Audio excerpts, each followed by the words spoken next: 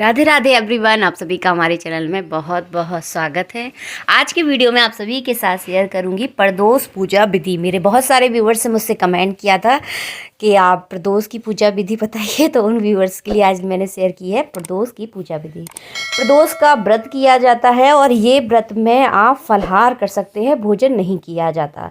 तो फलाहार आपकी इच्छा है, आप एक बार करना चाहते हैं, 2 बार करना चाहते हैं, देखिए अपने अपने सामर्थ्य के अनुसार तो आप कर सकते हैं। फलाहार में जो सारी चीज़ें खाई जाती हैं उपवास में, वो सारा सब कुछ खा सकते हैं। नमक निषेध रहता है, नमक फलाहार में नहीं खाया जाता। अब इसके बाद चलिए मैं आपको दिखा देती हूँ पूजा की सामग्री। तो देखिए धतूरे के गट्टे हैं, ये है सेमी पत्र है, बेलपत्र है, अकौआ के फूल है, फूल, बेलपत्र और पंचामृत, कलावा, जनेऊ, ये सारी चीज़ें ज़रूरत होती है पूजा में। इनमें देखिए गुलाल है, अबीर है, इत्र, सिंदूर, भांग, ये सारी चीज़ें भगवान पर ज़रूर चढ़ाई जाती हैं। तो ये सारी चीज़ें भी देखिए मैंने रख ली हैं। बस इतना ही सारा सामान की ज़रूरत होती है। आप चाहे तो और भी अभिषेक देखिए जिस हिसाब से करना चाहते हैं उतनी सामग्री की इसमें आवश्यकता होती है। अब सबसे पहले मैं आपको सारी चीज़ें बता दूं। देखिए अलग अलग माने इच्छा की प्राप्ति के लिए अलग अलग चीज़ों से शिव जी का अभिषेक किया जाता है। तो 2-3 चीज़ें मैं यहाँ पर आपको बता देती हूँ। अगर आप डिटेल में देखना चाहते हैं तो उसके लिए मैं अलग से वीडियो बना दूँगी। देखिए लक्ष्मी की प्राप्ति अगर आप करना चाहते हैं तो गन्ने के जूस से शिव जी का अभिषेक कीजिए, आपको बहुत जल्दी लक्ष्मी की प्राप्ति हो जाएगी, यानी पैसों की प्राप्ति हो जाएगी, धन की प्राप्ति हो जाएगी। अगर आप संतान की प्राप्ति करना चाहते हैं तो कच्चे दूध से शिव जी का अभिषेक कीजिए, आपको बहुत जल्दी संतान की प्राप्ति हो जाएगी। इसे अभिषेक करने से आपको सुख संपत्ति मिलती है, तो दही से भी आप अभिषेक कर सकते हैं। और पंचामृत से अभिषेक करने से आपको सभी सुखों की प्राप्ति होती है। तो यहाँ पर मैं करूँगी पंचामृत से अभिषेक। आपकी जैसी देखिए जो आपकी इच्छा हो आप उस हिसाब से कर सकते हैं। तो सबसे पहले पूजा स्टार्ट करने से पहले दीपक ज़रूर जला लेना चाहिए हमें। तो मैं यहाँ पर दीपक जलाऊंगी। और शिव जी की पूजा में अभिषेक का महत्व सबसे ज़्यादा है। तो उनकी जो पूजा है वो मेन अभिषेक की रहती है। कोई भी पूजा आप कर लीजिए, शिव जी की पूजा में अभिषेक करना अति आवश्यक है। तो हम यहाँ पर अभिषेक ही करेंगे। और प्रदोष की अगर आप पूजा करते हैं तो हो सके तो मिट्टी के शिवलिंग आप बनाएं। अगर देखिए नहीं व्यवस्था बन पा रही है तो देखिए इसी तरह की एक शिवलिंग की आप पूजा कर सकते हैं। लेकिन हो सके तो मिट्टी के शिवलिंग की पूजा का विशेष महत्व माना जाता है, यानी पार्थिव शिव के अभिषेक से आपको अत्यधिक लाभ होता है। और मतलब उसकी पूजा का कुछ अलग ही महत्व है कुल मिलाकर ये। सबसे पहले देखिए हम शुद्ध जल से नहलाएंगे और उसके बाद नहलाएंगे हम पंचामृत से अभिषेक करेंगे। तो देखिए इस तरह से आपको पंचामृत से अभिषेक करना है। सर्प पर भी ज़रूर चढ़ाना है, इस बात का याद रखें। उसके बाद देखिए शिवलिंग पे चढ़ाना है। इस तरह से देखिए आपको अभिषेक करना है। पंचामृत से अभिषेक करने के बाद आप शुद्ध जल से अभिषेक करें। इसी तरह आप किसी से भी अभिषेक कर रहे हैं, इसी तरह से आपको अभिषेक करना है, चाहे आप गन्ने के जूस से करें चाहे दूध से करें। अभिषेक करने का तरीका यही होता है। हमारा शुद्ध जल से भी स्नान हो गया है। इसके बाद देखिए भगवान जी का करेंगे हम अंग प्रोक्षण। तो आप साफ कपड़ा ले लें और इस तरह से देखिए अंग प्रोक्षण कर लें, मतलब कहीं भी बिल्कुल भी जल ना लगा रह जाए। और अगर आप मिट्टी की मूर्ति का अभिषेक कर रहे हैं तो इस तरह से अंग प्रोक्षण ना करें, क्योंकि मिट्टी की मूर्ति को बार बार उठाया नहीं जाता। एक जगह जहां स्थापित हो जाती है वहां से बार बार उन्हें हिलाया नहीं जाता, उसके बाद सीधा उनका विसर्जन ही किया जाता है। तो उस तरह से अंग प्रोक्षण आप ना करें। देखिए फिर इसके बाद लगाएंगे हम इत्र। अगर मिट्टी की मूर्ति पर अगर आप इत्र लगा रहे हैं तो कॉटन में इत्र लगाकर मिट्टी की मूर्ति पर रख दें। इस तरह से इत्र लगाया जाता है। अगर इस तरह की मूर्ति पर अगर आप इत्र लगा रहे हैं तो अच्छे से आपको मसाज करनी है। तो देखिए इस तरह से मसाज कर दें अच्छे से। जलहरी में भगवान शिव की पिंडी पर अच्छे से आपको, शिव जी बहुत जल्दी प्रसन्न होते हैं इत्र लगाने से, तो इत्र की मसाज आप ज़रूर करें। तो देखिए इस तरह से हमें मसाज करनी है। इसके बाद देखिए आप त्रिपुंड लगाएंगे, यानी चंदन लगानी है। भगवान शिव को त्रिपुंड लगाया जाता है। और देखिए सबसे पहले उन्हें बेलपत्र का आसन देना बहुत अति आवश्यक है। तो यहाँ पे देखिए इस तरह से बेलपत्र रखा जाता है, हमेशा उल्टा। चंदन लगा दीजिए और उल्टा रख दीजिए। देखिए इस तरह से हमें बेलपत्र के ऊपर शिव जी की पिंडी को स्थापित करना है। देखिए हमारा चंदन भी लग चुका है। इसके बाद करेंगे हम भगवान शिव पर वस्त्र अर्पण करेंगे। तो वस्त्र में हमेशा आपको बताती हूँ 2 वस्त्र अर्पण किए जाते हैं, धोती और दुपट्टा। उसके बाद देखिए जनेऊ अर्पण कीजिए आप भगवान शिव को। तो देखिए हमने जनेऊ में आप थोड़ी सी हल्दी ज़रूर लगा लेना, इस बात का याद रखना। देखिए इस तरह से हमने जनेऊ अर्पण कर दिए हैं। जनेऊ के बाद आप चावल ज़रूर चढ़ा दें, हमें याद नहीं रहा था, चंदन के बाद आप चावल को आपको ज़रूर चढ़ाना है। तो देखिए चावल चढ़ा दिए हैं हमने। इसके बाद आप बेलपत्र चढ़ाएंगे। तो बेलपत्र पर आप चाहे तो ओम लिख सकते हैं, आप चाहे तो अगर ओम नहीं लिख रहे तो इस तरह से आप चंदन ज़रूर लगा दें। साफ़ कर लें और जो ऊपर की डंडी होती है उनको ध्यान से तोड़ लें। मैंने आपको यहाँ पर दिखा नहीं पाया, ऊपर की डंडी बेलपत्र की ज़रूर तोड़ देना चाहिए। लंबी डंडी वाले बेलपत्र शिव जी के ऊपर नहीं चढ़ाए जाते, तो इस चीज़ का आप थोड़ा सा ध्यान रखें। इस तरह उल्टे बेलपत्र भगवान शिव पर आपको अर्पण करना है। ये है धतूरे का गटा, तो आप ये भी चढ़ा दें। देखिए शिव प्रदोष के दिन कोशिश करें उसके एक दिन पहले ही सारा सामान ला के रख दें। ये सारी चीज़ों से भगवान शिव जी बहुत जल्दी प्रसन्न होते हैं। अगर ये सारा सामान अगर आपको उपलब्ध हो जाए, मिल जाए, तो आप ज़रूर लेकर आएँ और ज़रूर चढ़ाएँ प्रदोष पर।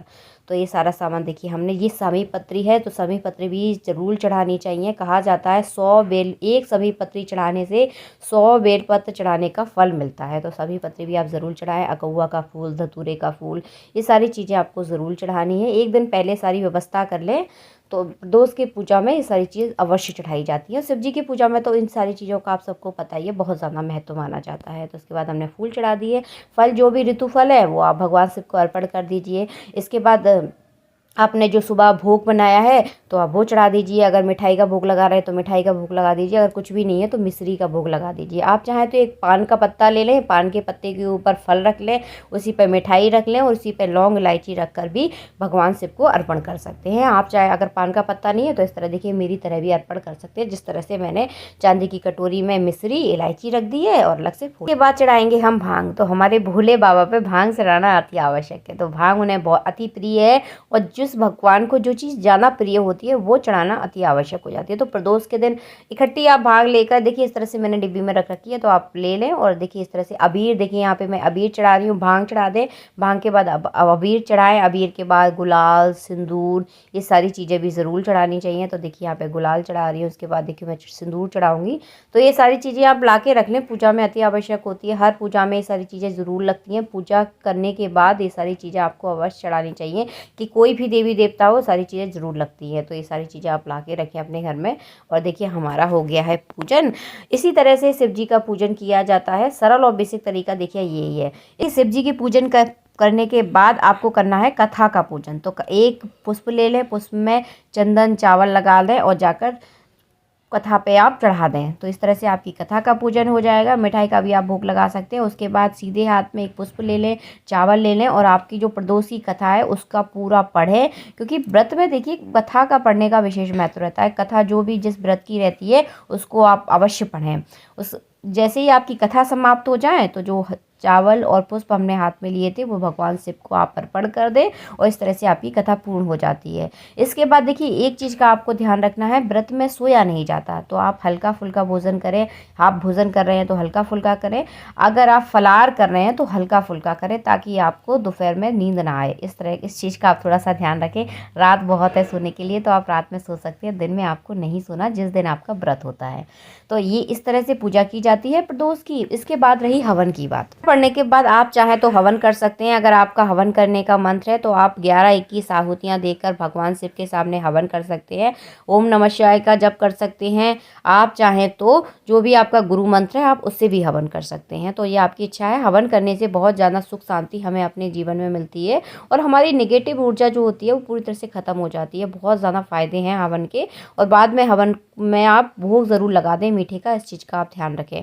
और हवन करने का मंत्र मैंने आपको बताई है। ओम नमः शिवाय से कर सकते हैं, आपका जो गुरु मंत्र है आप उससे कर सकते हैं। आप चाहें तो ओम नमः शिवाय का आप जप कर सकते हैं, तो आपकी इच्छा है। इसके बाद देखिए आप शिव जी की आरती कर दें। तो प्रेम पूर्वक आप व्रत कर रहे हैं तो आप कर दें और आपके जो परिवार वाले हैं उनको भी आरती में ज़रूर शामिल करें।